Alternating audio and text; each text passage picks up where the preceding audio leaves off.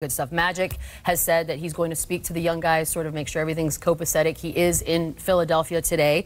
Has that happened yet? I don't know, Jalen. But you're the young guys on this team. It's been a bit of a roller coaster. How do you take this all in? If you're Magic Johnson, you have about 10 rings as a player, executive, and in ownership. So he understands massaging these egos are going to be big for the remainder of the season.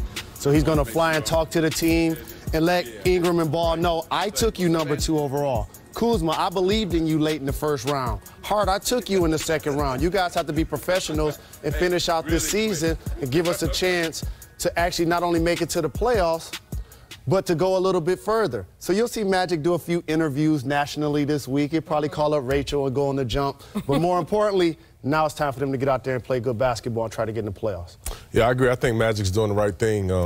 You know, it was a lot of, obviously, speculation swirling around. He's at the head of the snake there. He's the leader. So I think he needs to try to come and galvanize the group. But I also think, you know, they have 4 champions on this roster.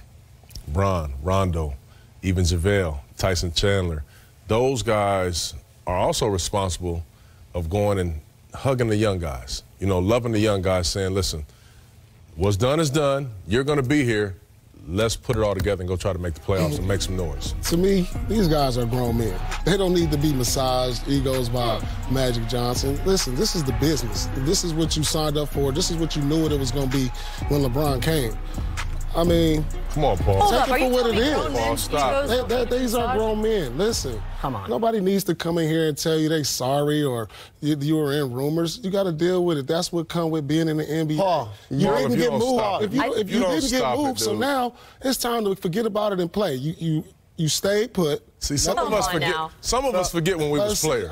So here's the thing. That's just mentally weak. So you need that. So here's a perfect example of a great Hall of Fame player that played the first, 10+ years in Boston, right? Okay. So versus you and me who got moved earlier in our careers. Like, it does have an effect on a player when you have a level of uncertainty about your personal or professional relationship with a team. It's an absolute fact.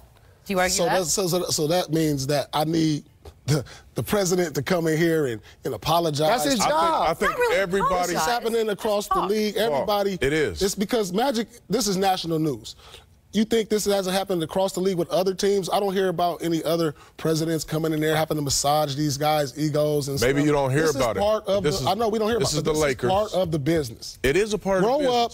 Move past it and hoop the rest of the season and see what you're at the end of the season. I don't care what relationship you're in. Everybody needs reassurance. Yes. I don't care what you say, Paul Pierce. You was a young player in the league at one point, and you needed it too. Paul, you make us tell you how good you are. Y'all just was sensitive. They came to me.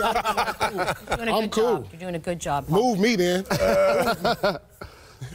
Time to check out tonight's Signature Style, brought to you by Zales. This one, I believe, really